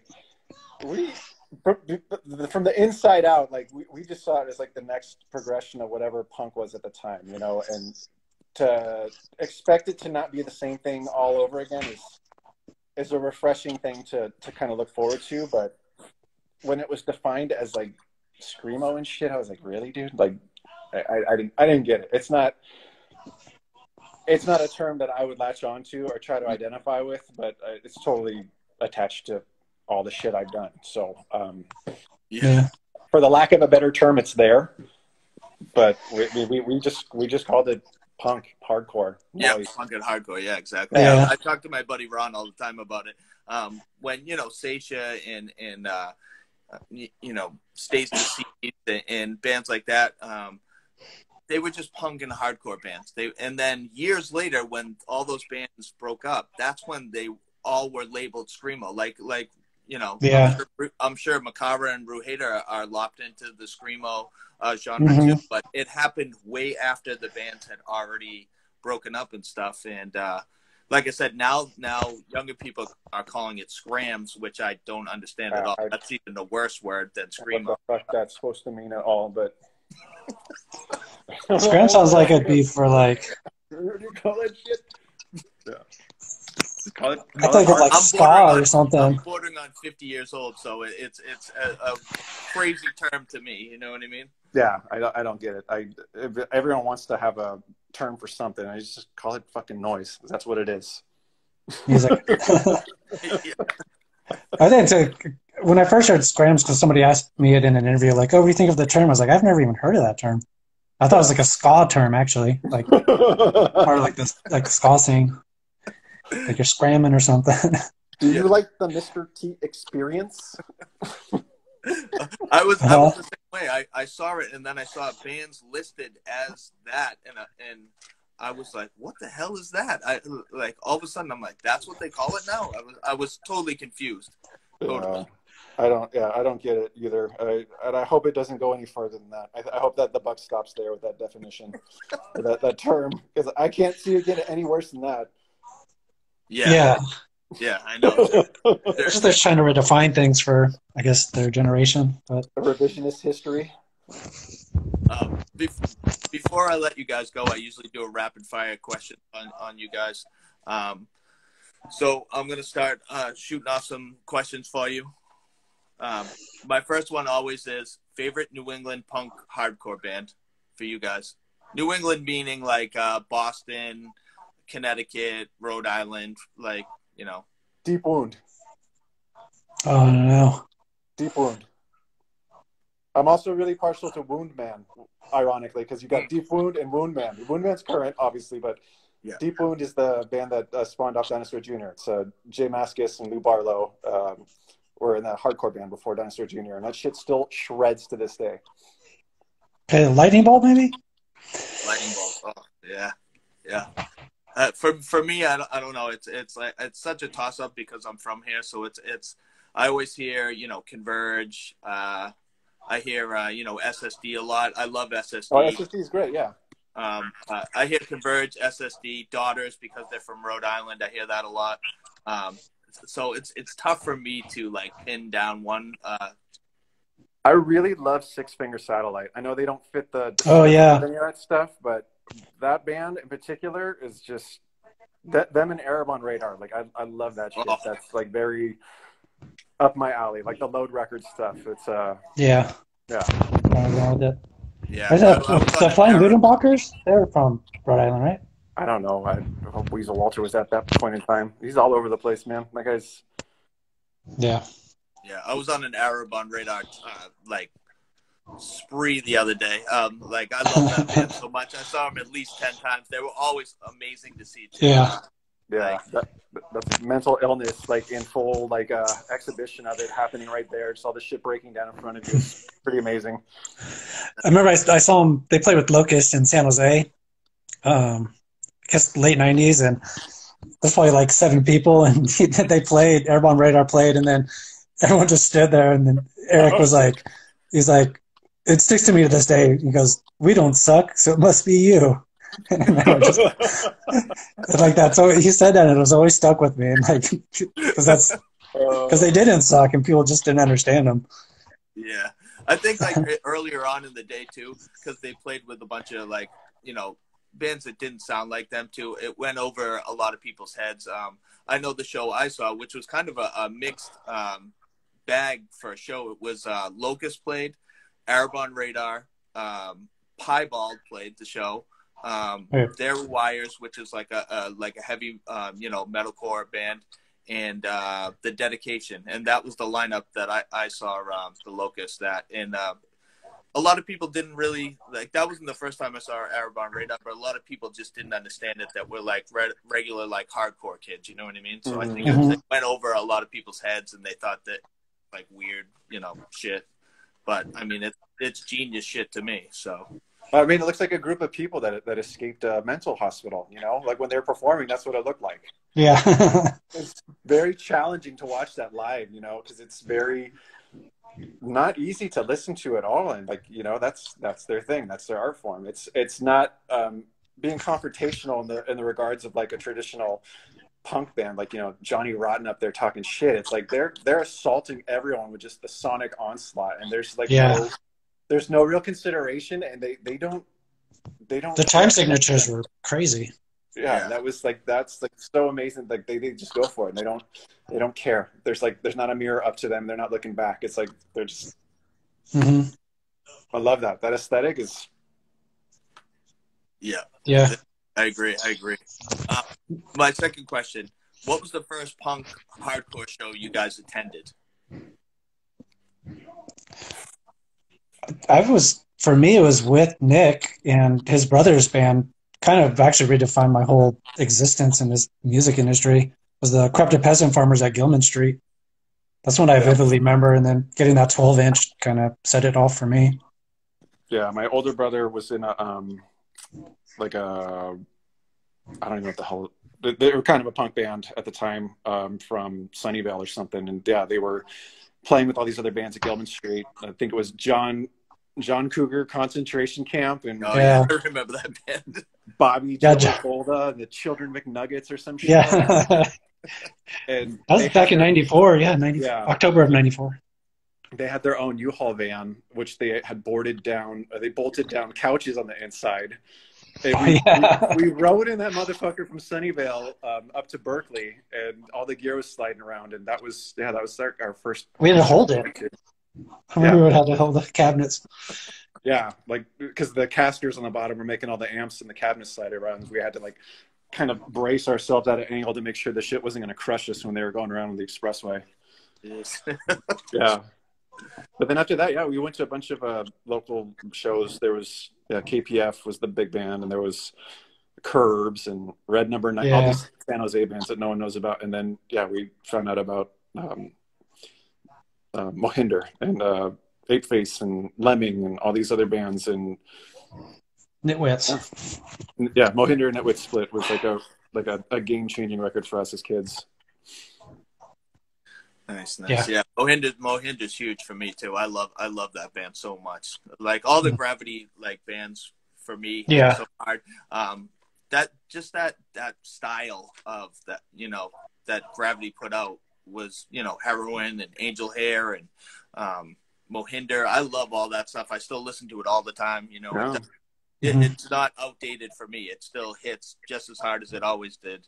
Yeah, that and the Click a Chat record. I mean, both the Click a Chat records, all that stuff is just it left an impression upon us, and it's still with us to this day. Like I hold a very close place in my heart for all those bands, and also Mohinder's the band that I listen to. That pretty much everyone in that band is also a very awesome bass player. So it was a very weird way for me to connect with that band as well, because the three core guys in that band are all bass players too. So it's no kidding. Yeah, I didn't know that. Yeah, Albert Manduno is an amazing musician, and his bass style was the reason that I really wanted to try to go for that next step. And Clay and James are also amazing bass players too, and I'm sure Dove is also an amazing bass player. So yeah, I think you played bass in Duster for a little bit, maybe. Yeah, that's could have. Revolving Door. Those guys play everything, so they're multi-talented musical. I think people would be. Well, I think Duster fans would be. Mohinder was their first band. Oh. Oh, there is. We lost you. I was just saying the contrast from Duster to Mohinder. It's just totally polar opposites. Yeah. My next question: all-time favorite punk hardcore show you played? Could be one or two, because it could be one from Makara and one from Ruhaeda, or Dosage and Usage. Or whatever.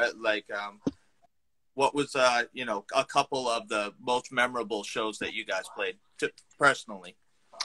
For Makara, probably the first couple of shows we did. Our first two shows down at Coos Cafe in Santa Ana with Swing Kids, and then the first time we played Che with Crimson Curse and VSS, yeah, and a couple of Spanacorzo and Nuzzle, and being thrown from being kids, teenager kids playing our local punk hardcore shows to going down to a place that had a really established scene and people really paying attention to it was an eye-opening experience for me, to see how many people really were into it and not just casual observers. The passion and the interest in all that stuff. It really let me know that this was something special. It wasn't just people making noise in the garage, just fucking around to hang out on a Friday or a Saturday. They were really artists, and it made me want to treat it as such. Take care of it and really treat it seriously and try to make it sound as good as I can. Everyone wants to go nuts and jump around and shit, but I wanted to try to make it sound as good as I possibly could. Yeah, I think for Ruhaeda, one of my favorite shows was when we played with Cattle Decapitation at Coos. Yeah, I think we sounded really good that night. Sounded pretty solid. Yeah, I wish there was a video of that one too. But then also the time that we played there with Pretty Girls Make Graves. Your Dying Son. Pretty Girls Make Graves. That was a good. That was a good one too. Show too. Just to be able to play in a place like that and have everyone be super into it and not have any drama or violence be involved. It's always a good experience. Other than California, what was what state or city was the best one for you guys to play? Philly for me. Yeah. Well, the homecoming show playing there, yeah, with all the Neil Perry guys, being able to play in Philly, and then also going out to Jersey to what is it? I went to Josh's house. Out in Freehold. Yeah, we went to stay at Josh's house, didn't we? Where this family barbecued for us, and those guys are so awesome. I miss those guys. Being able to play with the Neil Perry guys, they were from the other side of the country, but we were very friendly with each other, and they treated it like a good relationship, not like some sort of rivalry. There's all that standoffish energy sometimes with dudes in bands that want to one up each other or be the one to outdo you the night before, the night after, and it's they weren't like that, and we weren't like that, and it was nice. Yeah. It's nice to be able to be friendly with people and be able to do your thing and not have to try to explain it to anyone and like not have to try to one up someone. It's just like, I don't know. Jay saying Iowa City. Iowa City for Jay, he was saying there. That was a brutal show. We played a house show out there at this place. A frat house. Potato.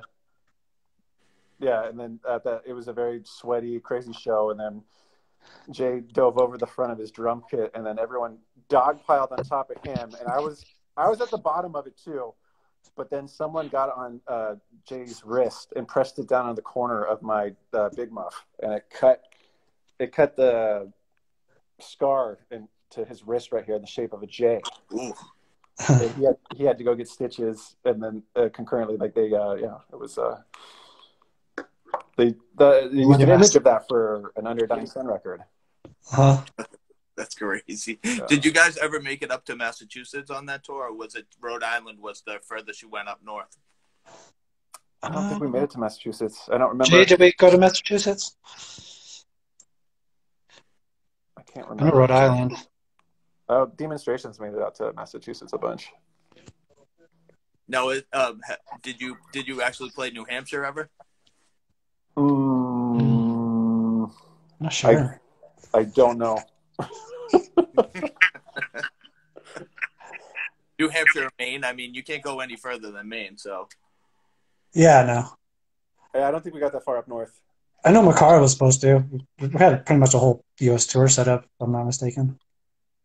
Now, with that U.S. tour, were you guys going to have like a sister band with you guys, or was it just going to be... Harzad, I think. Yeah. Oh, was going to be that? Oh, no kidding. Oh, yeah. Sick. And Chris was going to play bass in Shahrazad the whole time, too. So he would have had double duty the whole tour, but... Sorry. I quit the band. I'm sorry. That was after, wasn't it? Either way, the tours didn't happen because I stopped playing, so... I said they could have always gone on without me, but, you know. My next question. All-time favorite punk hardcore show you guys attended and watched and didn't play? Oh, jeez. That you were blown away by, like the performance, you were blown away by it. I got to go with Fiesta Grande and Discordance Access at Gilman. It's kind of what I'm thinking right now. Those Fiesta Grandes were pretty cool. That Slap a Ham records used to put on. Yeah. Yeah, I didn't get to go. I had to sit in the car.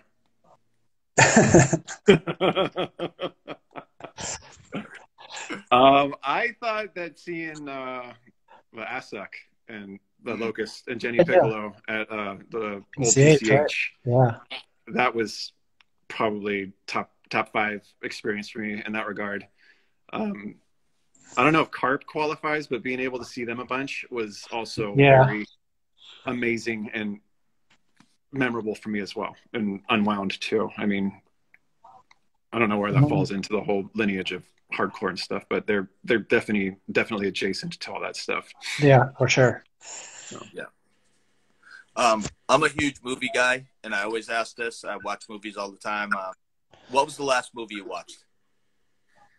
Oh man, there's a lot of bad stuff on Hulu right now. They're kind of like Lifetime movies, but just a little bit better. Production's a little better. The acting's a little better than Lifetime, but there's so many.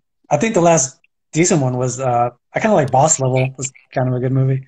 Yeah, I've actually saw that like a week ago. That was all right. I can't remember the last movie I watched, but probably a Bad Trip, Eric Andre movie on Netflix. Oh yeah. Yeah. She was insane. Speaking of Hulu, have you guys seen that movie Low Life that's on Hulu? I definitely recommend it. It's kind of a weird, it's a weird movie. A guy with it's like a Mexican luchador is have you ever seen that movie? He like when he gets mad he blacks out and something really bad happens, and then it has like a human trafficking, like organs trafficking underlying story too. Oh wait, I don't know. Is it kind of one of like those Lifetime movies? No. It's not like a Lifetime movie. No. It's a lot brutaler than a Lifetime movie. Oh, shit. Like Hallmark meets Hulu. Yeah. So if you're on Hulu, look up Low Life. Okay. The cover is like a guy with a luchador mask. They actually show there's a white guy that gets out of prison, and he has a black friend, and he has a swastika tattooed on his face because the white guy, acts kind of ghetto-ish, and so he comes out of jail with the Nazis tattooed a swastika across his whole face. It's quite a movie to watch. So Low Life. All right. Low Life. Yeah, keep that in mind. Oh yeah, Kevin from Shahrazad. My next question: favorite all-time horror movie? Ooh. Yeah, it's a hard. I like Texas Chainsaw. like Dawn of the Dead. So good. What'd you say, Nick? Sorry. Dawn of the Dead. Where they go into the mall and there's that one scene where that guy gets cornered by the zombies. They end up biting down on his neck and he's screaming, and then his scream jumps like 5 octaves. So gnarly. I was just gonna watch the movie. Remember Roddy Piper was in it? Oh, They Live. They Live. Oh, yeah, They Live. Yeah, that's I love right. that. Wasn't that John? That was John Carpenter, wasn't it? John Carpenter. I think so. Yeah. Yes, I love The Thing. The old school Thing is awesome. I love the original Predator and the old Alien movies and stuff. I even like Prometheus and like the most recent one that came out was pretty good too. I mean, Covenant. Yeah, I thought it was good. A lot of people shit on Prometheus, which is crazy. I love Prometheus. Yeah, I thought it was good. You know, a lot of people are like, "Oh, it wasn't an alien movie." Well, it's not really supposed to be an alien movie per se. It's like without giving anybody any snippets away. It's you finally see what happens at the very, very end that kind of ties in with aliens. You know what I mean? So yeah, it's like really perfect backstory for it. I mean, and yeah, it shows you how that thing started and what it evolved into and what it required to keep on going. Have you guys seen any newer horror movies that you like? I know it's kind of it gets mundane. They keep doing the same thing. I mean, how many ghost stories can you see where the people still stay in the house or you know what I mean? It's all the same stories. But have you seen any newer movies, horror-ish things that you liked? It's not newish, but Pan's Labyrinth. I like Guillermo del Toro's films, or when he produces Pan's Labyrinth. Yeah. I think the last new horror movie that I went and saw in a theater was the first Human Centipede, and I ended up laughing. I ended up laughing through most of it. I was very built up to watch it because I was hanging out with Sonny, my friend Sonny K, and he showed me the trailer for it, and then I went to his house and watched a little bit of it, and then we went to the New Art out in on the west side, and then we saw that movie, and I was laughing my ass off. It was so good. The premise was insane, and it was a lot of build up in my mind, and then when I actually saw it, it was like, this is fucking hilarious. Yeah. What was a weird movie to watch? It was I think it's called maybe The Orphan or The Orphanage, and I think it's The Orphan, and the little girl turns out to be a 50-year-old woman, but she's I think I've seen that. Yes, I think I've seen that. It's super creepy. Now, have you guys seen Hereditary yet by Ari Aster? Have you seen that movie yet? Hereditary? That's probably, in my opinion, the last 10 years, that's probably the best horror movie that's come out in the past 10 years, hands down. If you guys get a chance to see Hereditary, definitely watch it. It's well worth watching. He also did, after that movie came out, he did a movie called Midsommar, which I don't know if you've heard of that either. But that won all the awards, right? I don't know if it might have won some independent awards, but Midsommar, I think they're both on Amazon Prime. If you guys rock with Amazon Prime, so. But I think Hereditary is a far better movie than Midsommar. But if you guys are bored and you want to see something newer for horror, I definitely recommend Hereditary. Cool. Just a couple more questions. If you've been listening to hip hop, what have you been listening to for hip hop lately?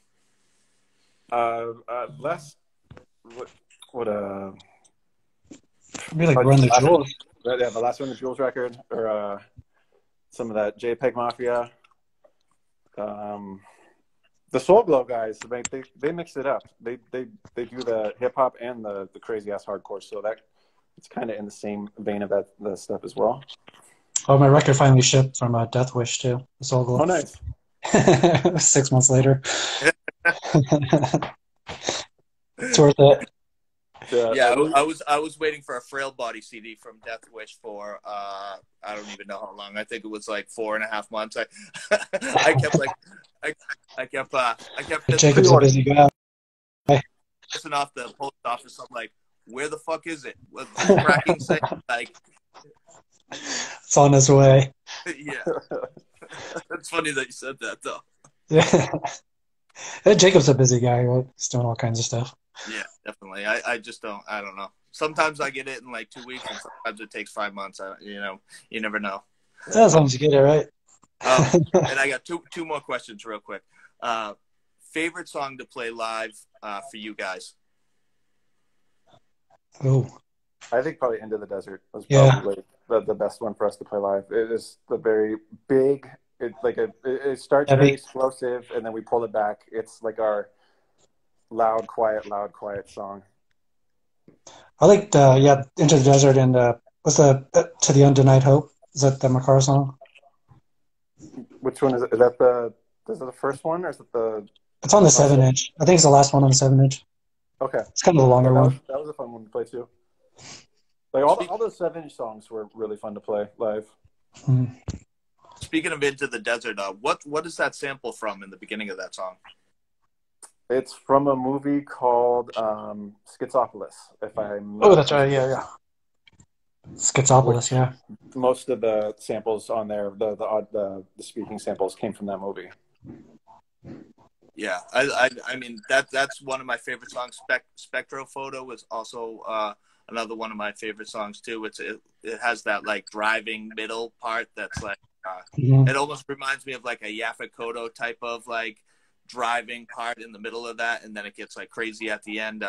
That's one of another one of my favorite songs too that you guys did. Awesome, thank you. I think like honestly. I usually ask about comics, but I'm going to skip that because I'm a huge comic guy and I always do the DC versus Marvel. But some people don't even fuck with that stuff. So I like Marvel. I used to read Robotech comics back in the 80s. That's where I'm putting my stamp on comics. I remember you had some of those, right?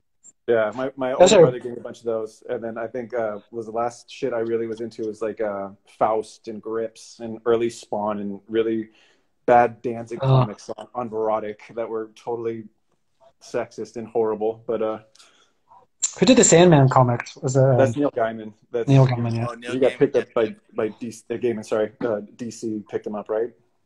Probably. Yeah, I think he did a few things, and then he did the American Gods thing too. That was also turned into a show on Stars. Which Stars is horrible, and then they had that was the only thing that was worthwhile to watch on Stars, and then they canceled the show after 3 seasons. So I mean, he's shopping around though. I guess Neil Gaiman is shopping that show around because he wants to do one last movie to end the story of the seasons that Stars did. I'm surprised there hasn't been like a Sandman or like a Death series like that. They're actually working on Sandman, but they just I don't know if it's in production, but I know that somebody's attached to it. I thought it was Netflix, but it could be somebody else. But I know that's in the works right now. They've been saying that for 10 years, though. So who knows? Like they said, so it goes. Movie. I want to thank you guys so much, especially on a Saturday. Shit, I do it on Sundays. Saturday's even more busy for people. You know what I mean? I appreciate it. I don't know what you guys had planned. I mean, COVID has everybody's doing nothing anyway. So gonna make some pizza dough here in a second. Tomorrow, I'm talking with Dave Walker from Harvest. If anybody's interested in watching that, I was a huge Harvest fan. Anything in '97, Living with a God Complex was huge. That Millhouse and Endeavor, those 3 releases in '97 had me hooked for a while. So I'm very cool. Tomorrow, and I want to thank you guys again so much. And if you guys have anything to like promote or whatever, like the pizza series. Jerry and Dwayne and Matt and I will be convening soon, and we will be releasing the remastered version of our album on cassette in the Hopefully next 12-inch. couple months here. Yeah, and we'll work the details on the formatting and everything for the vinyl that we will eventually repress as well. Now, will we ever hear the old recording on like a Spotify or something like that where people can hear it? Because I think I have the CD, but a lot of people, they want to hear it, and I think the only place that they can really hear it is if they go to YouTube and because somebody had posted it up there. You guys ever think about putting like on Spotify or Apple Music or something like that, just so people could hear the old version of it? I think as soon as we get everything lined up with what we're doing with this remix and figure out how we're gonna re-release everything, then maybe we can include an original mix with the remaster, maybe as like an accompaniment.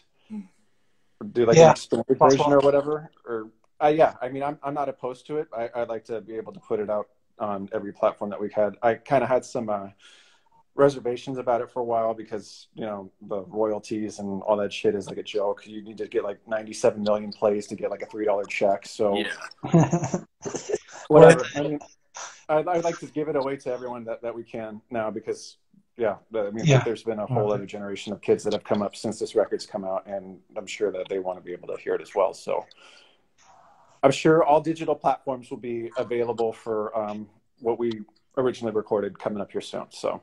Yeah. And do you guys have all your original like vinyl and CDs and stuff like that and shirts that you guys all had? Did you keep any of that stuff? I only have a copy of a test pressing with a picture on the front that I think I have it here. I have a CD. I have one sealed CD, and then I think I have like 4 or 5 LPs. I'm going to send one to Nick. Yeah, I had one, and then I left it with my parents, and then maybe I took it to give it to someone else, which is probably not nice, but... Yeah, we had like this is the 20 only labels. version of our record I have, and it's not even legit. It's just a test press with a picture of us from Coos on there. Oh, no kidding. And it's actually a jacket from a Tear It Up LP that's been ripped up and flipped inside out to be packaged for DIY, bro.